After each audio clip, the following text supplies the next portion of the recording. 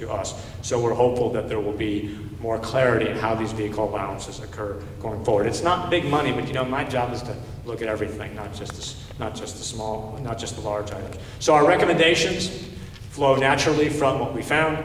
Enter into formal written employment contracts where applicable. The school board should establish adequate policies and procedures for stipends, including extra duty contracts which specify the exact stipend amount and what duties are expected to be performed and why they are above and beyond the normal duties of that particular employee. The response was that they've actually eliminated stipends for employees reporting directly to the superintendent. Good. Will ensure employment agreements are outlined and additional responsibilities are clear. So the district has agreed to implement that recommendation in full. We're appreciative of that.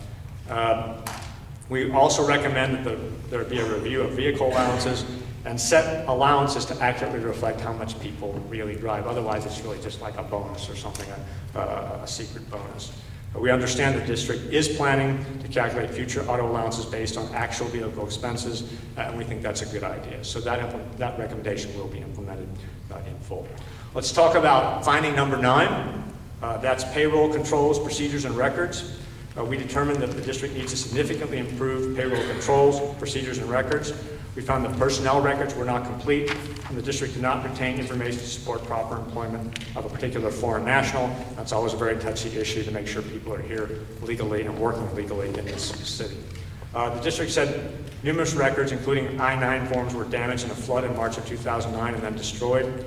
The district did not require those employees to recomplete those forms, so several personnel files lack the I-9 form that shows that they're actually legal citizens of the country. Form I-9 is required by the Department of Homeland Security for all employees hired after 1986. So again, this is not an optional thing, it has to be done, and we're hopeful that the district will be in compliance very soon. This is what's used to verify the employee's identity and their authorization to work in the United States. Very hot issue these days, and we hope the school district will comply with that requirement.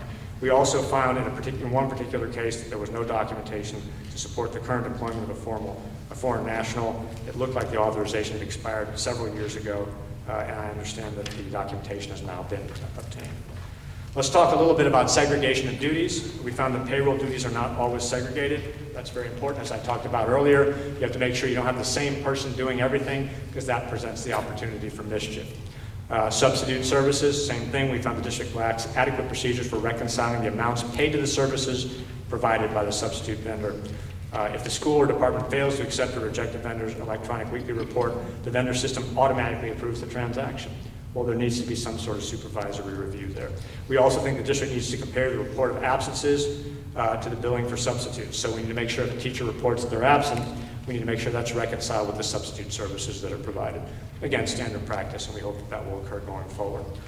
Related employees. Human Resources does not maintain and monitor a list of related employees. That is to prevent conflict of interest, and we hope that will occur going forward. That weakens internal controls when there's a possibility of nepotism. Recommendations: ensure personnel records are complete and there's required documentation, and we understand that recommendation has been fully implemented, and we appreciate that, and that can be eliminated from the list. Segregate payroll duties to the extent possible and implement reviews. I think they're going to look to see if that can be done in a cost-effective manner. We highly recommend it. Nothing more embarrassing than having somebody steal, and usually that's a result of lack of segregation of duties. 9.3, establish adequate reconciliation procedures to verify the propriety of substitute services, as I mentioned before. And we understand they're going to consider if it's possible to establish reconciling procedures. It's a little weak in my mind. I hope that that will be done. We'll come back and take a look in a few weeks to see if that has occurred. Establish policies and procedures to identify and monitor related employees. We understand there is a policy in that respect, but we have to make sure that it's implemented. Finding number 10 is disbursements. We found the district has weaknesses in its controls and procedures over expenditures, disbursements. Let's talk first of all about manual checks. The district could improve its manual check approval process. The list of disbursements provided to the board each month was not accurate. We found, for example, during the audit period of 2 years that we did, we found 10 checks totaling $213,000 that were actually omitted. One of these was a $99,000 check for furniture.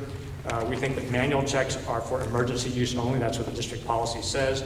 But the purchase of furniture should not be done through a manual check because it's not an emergency. District policy requires all checks be signed by the school board president and the treasurer, but we found that manual checks were signed by the district investment manager and accounting manager, so there was a violation of district policy. Purchase orders, the district policy requires purchase orders for disbursements over $1,000. We reviewed 55 purchase orders and found that 17 of those, or 31%, were prepared after the date of the invoice, sometimes as late as 105 days after, so that's putting the cart before the horse. Late payments, the district failed to pay several construction project invoices in a timely manner. One was 146 days late. Those can result in unnecessary costs, create project delays, and sometimes construction companies will stop work in that case. Fortunately, that did not happen.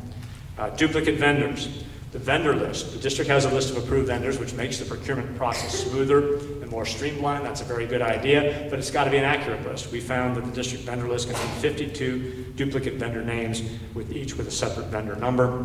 That also creates an opportunity for mischief. Procurement cards, we found the district should improve controls over procurement cards. About 1/3 of the full-time and part-time faculty have procurement cards as of June 11. That's changing now. We found that maybe they should not have as many cards, and that could maybe be better controlled.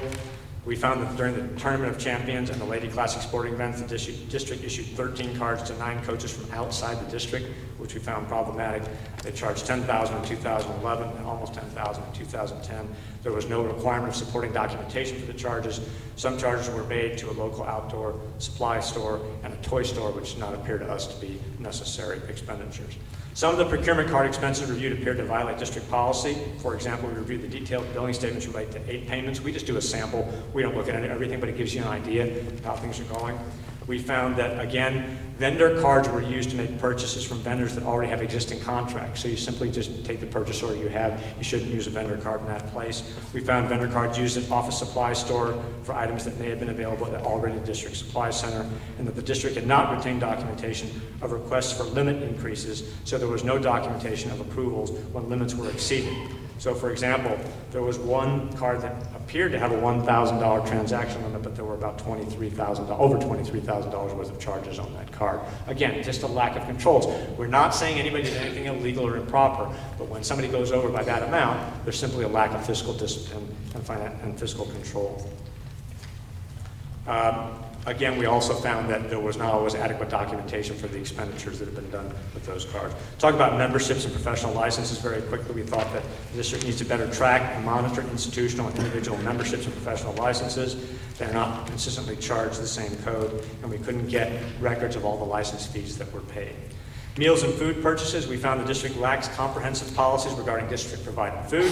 The district does not separately account for amounts paid for meals and food for employee meetings, training sessions, retirement receptions, recognition events, or lunches at local restaurants. Now, we know that for employee morale, you might want to have a recognition lunch and pay a little money for somebody who did a good job on something, but there's also potential for abuse there, so we think those types of transactions need to be carefully monitored and carefully documented. Travel costs, we found the district travel policies could be improved. The district does not require employees to compare costs to determine the most economical cost of travel. We found, for example, sometimes cars were rented when a personal vehicle could have been used, and vice versa. Our recommendations are simple. Establish adequate review and approval procedures for manual checks and ensure they are issued in accordance with district policy. We understand that will occur. Approve purchase orders in accordance with district policy, pay invoices timely, eliminate duplicate vendors, evaluate the need for each procurement card, and make sure when you do have one that everything's very carefully documented. We understand the district will communicate policies and procedures, monitor compliance, and discipline those who do not comply. So we hope that that will occur going forward. We recommend establishment of a tracking system to monitor institutional individual memberships on professional license costs. They are going to be doing that. We recommend development of comprehensive policies regarding district-provided food, including specific guidelines regarding proper and allowable disbursements. When are these recognition lunches appropriate? How much should it cost? To what extent per person? That type of thing. Just guidelines. We're not suggesting that these things be done away with it. We got kind of a half-hearted response from the district on that. Hopefully that will be implemented. Finding number 11, accounting controls and procedures. We found problems with the signature stamps. Obviously, before certain things can be done, there has to be an authorized signature. It's okay to use a stamp. People do that all the time, but the right person has to use the stamp in accordance with district procedure. We found the controls over signature stamps were not sufficient.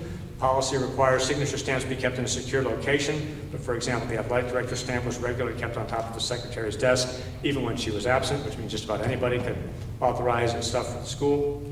Many district documents were signed by district employees using their department supervisors or the school board signature stamps without subsequent documentation that that person actually approved of the transaction. This, by the way, was reported by the district internal auditor also a few years back, and that had not been corrected as of the time of our audit.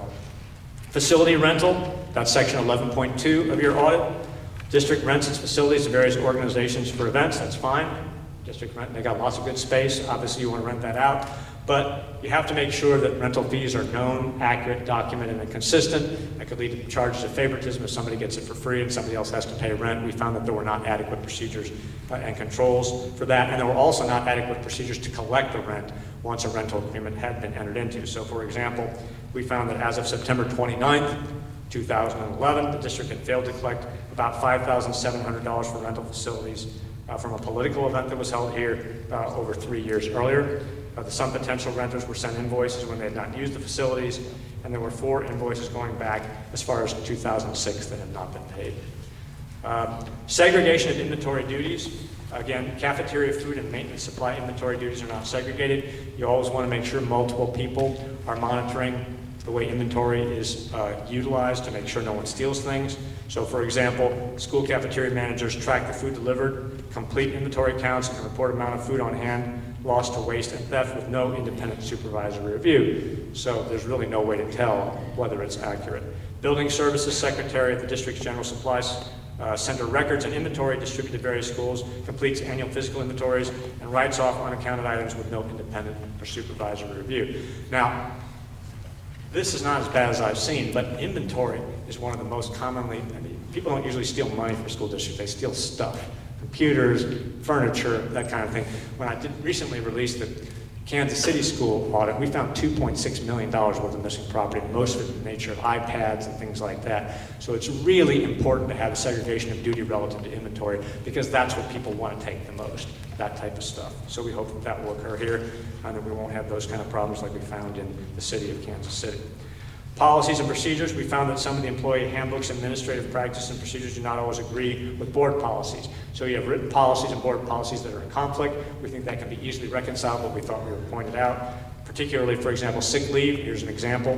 The board policy sets a monthly sick leave accrual rate at 1.75 for maintenance, custodial, and supply center staff, and 1.67 for teachers and other full-time employees, so they accrue that many days at that rate. But the employee handbook says everything should be at the 1.75 rate. So we ask simply that they be consistent. Board policy says purchase orders for all purchases, that purchase orders should occur for all purchases, but administrative practice and procedure says it's needed only for purchases over $1,000. We don't really care what the answer is as long as the two things are consistent. Accounting procedures, manual still references an accounting system that has not been used since 2008. Obviously, those should be updated to reflect the new accounting system. We also found that the district policy does not address how attendance should be recorded for students on out-of-school suspension. We have a long set of findings on that. I'll let you read it, but there were some issues about out-of-school suspension activity. Our recommendations under Section 11 of this report: limit access to signature stamps, ensure district policy is followed, periodically review operating costs of renting facilities, have a fee schedule and establish policy for fee waivers if there are going to be fee waivers, and collect the fees. We understand there will be a new policy implemented in that regard. Segregate inventory duties to the extent possible to make sure that there isn't money that's stolen, and ensure supervisory reviews. Again, we've been told that that may occur. They're going to evaluate whether hiring additional personnel to do that segregation of duties is proper. I understand there's a cost associated with that, but the risk of theft we think is high enough that it would be justified. Review personnel and policy guidelines to make sure everything's consistent between the personnel guidelines and procedural guidelines and the board policies. Make sure they're completely consistent. And we understand that's already been done, so we're very appreciative that that's been looked into. Sunshine laws. I know that the petitioners are probably interested in sunshine laws. That's what gives you access to what's going on in your school. We found sunshine law violations here. I have not ever done a school district audit where we didn't find sunshine law violations. This has become kind of like my little cause to try to make sure that meetings that are open and available and accessible. In this particular case, we found that the district held 31 closed meetings during the 2-year period, but did not always follow the sunshine law requirements. Some notices of date, time, and agenda were not published or publicly posted as required by law, and open meetings were not always held before closed meetings, so the specific reasons for closing were not always documented. There are circumstances, perfectly legitimate circumstances, when a school needs to go into closed session. That's like when they're talking about personnel policies, particular issues regarding staff. The Sunshine Law recognizes that that should not be public information, that people who are employed by the district do have a certain zone of privacy that's entitled to be protected. But the law says that when you go into a closed meeting, there needs to be an open meeting first that explains the reason we're going into closed meetings for the following purposes. And what we found is that it did not always occur. In particular, we found 13 times the board approved a list of reasons for closing the meeting, but actually did not discuss the listed topics in the meeting. That's a problem. If you're going to close it for a particular reason, we are allowed to go in and look to see. We won't tell you what they talked about because it's a closed meeting, but we will tell you whether they talked about what they said they were going to talk about, and we found some instances where that had not occurred. We also found minutes were not always sufficient to demonstrate how some closed meeting topics were allowable. So, for example, there was a contract for television coverage of the 2010 Bass Pro Tournament of Champions, relocating the early childhood special education program. We don't understand why that would be a closed meeting, and it needs to be more carefully documented. So again, we hope that that will occur. We'll have complete transparency within the bounds of the law for meetings of the school board and other such meetings. School board retreats, we found that sometimes district business was conducted at retreats outside of regular open meetings, and formal meeting minutes were not prepared. In some cases, they even discussed a 5-year budget projection, strategic plan, bond levies, bond approach, and other issues which seem to us more appropriate for a formal meeting rather than an informal meeting. There are a few other findings regarding Sunshine Law, but suffice it to say this is a common finding. Springfield is not unique, but we hope that everybody will move up to compliance. I can tell you the media does not like violations of Sunshine Law, so if you want to avoid bad publicity, bring your meetings in compliance with the Sunshine Law. There were also some issues with the fees for copying documents and the like, which you can read about in your report. We understand that those will be corrected, and we're happy about that. We're almost done. Finding number 13, school safety. We found that the school district should improve its policies and procedures regarding background checks to ensure student safety. I was just seeing there's going to be something on TV about background checks tonight, some scandal, not here, but somewhere else. So it's really an issue to make sure that the people who are taking care of your kids are not criminals. I mean, that's really what it amounts to. Procedure for background checks for volunteers was the problem. We didn't have any problem with the background checks for teachers. They appeared to be accurate, but a lot of times you call on volunteers to help take students to field trips and the like, and there was a problem here. So for example, we found that a teacher's spouse helped chaperone 13 high school students on a 5-day trip to Portland, Oregon without a background check. We found that while the district has a policy requiring a background check, a nationwide background check for volunteers, we found many Kickapoo high school student trips situations where there were not those background checks performed on the people who were chaperoning the students. In some cases, there were no background checks done for particular trips, and we hope that that will occur. We found that the district lacks policies and procedures to determine when a background check should be required for vendors or contractors whose employees have contacts with students. So you've got teachers where the background checks are done.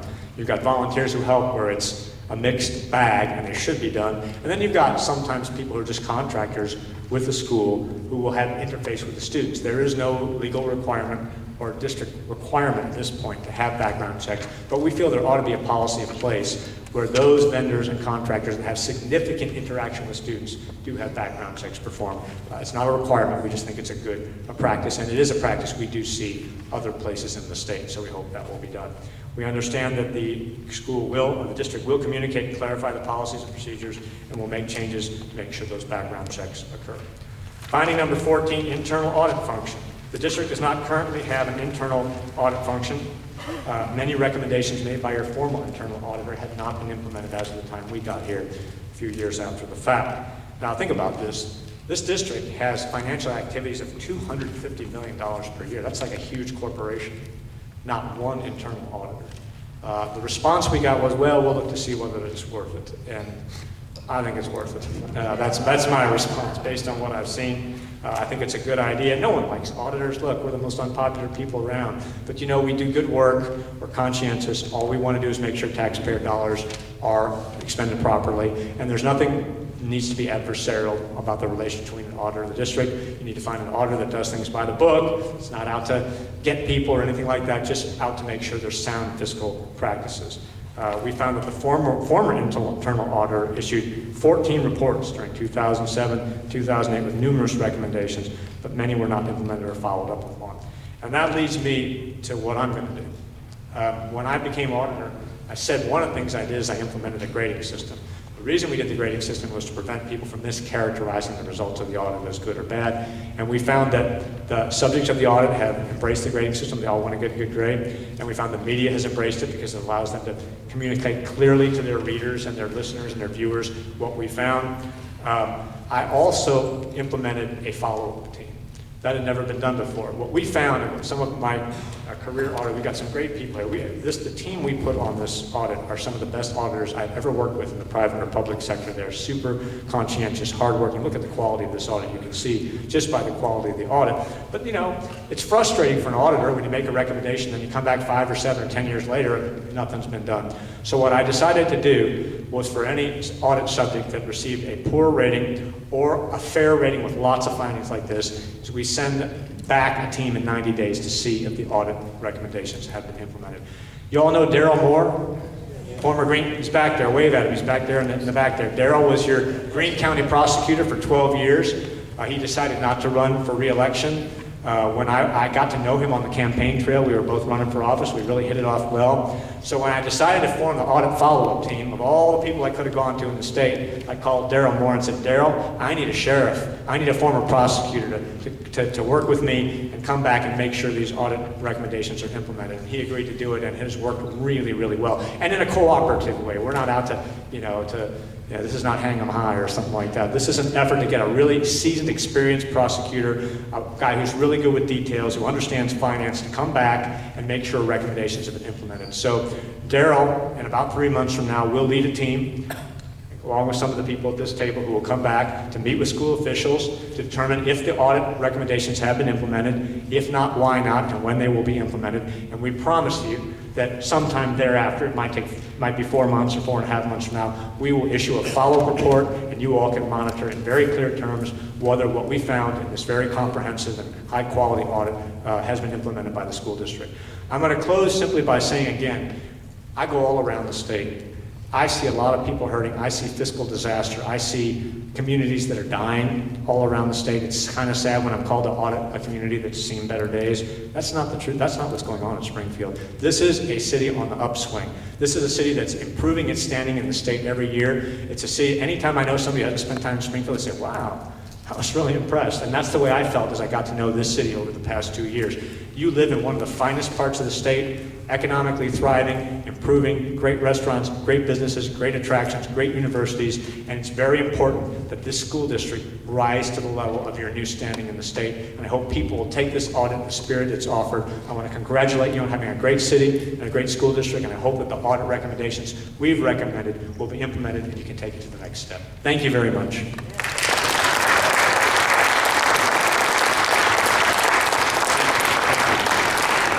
I'm happy now to answer a few questions, and then we also have, since I only have a limited amount of time, and I have these directors here, if I can't answer the question, they can.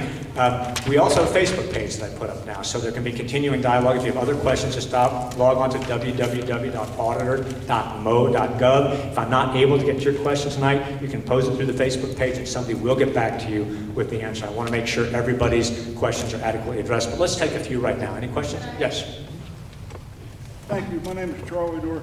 I'm curious why a budget of $280 million that the state don't require a regularly scheduled audit, be it 5 years, 10 years. Why does it have to be by petition? Why is it up to the people? Well, that's a good question. Actually, a couple of years ago, the legislature granted the state auditor the authority to conduct an audit whenever he or she wants to, which did not exist. It used to have to be by the petition or by order of the governor. So now at least our authority has been increased whereby I can come in anytime I want, which is why I can come back in 90 days. I wouldn't have been able to do that before. Now I can come back in 90 days. The problem with it is budget cuts. I'll be frank with you. We have 116 people in the state auditor's office. We issue 140 audits a year. There are 522 school districts in Missouri. So what I tell people is we'll get to you eventually, based on the resources we have. But if you really want action, it's the petition process, and we're lucky to have that process in place. Sir? Yes. I just want to thank you so much. And Sure. This is the best money that this community and this school district has spent.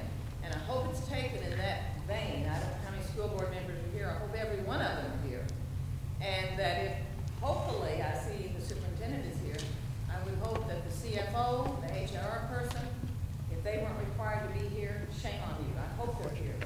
And I hope it's not adversarial, but my goodness, what, the largest school district in the state, it's long overdue. The best 180,000 that this community could have ever spent. Thank you very much.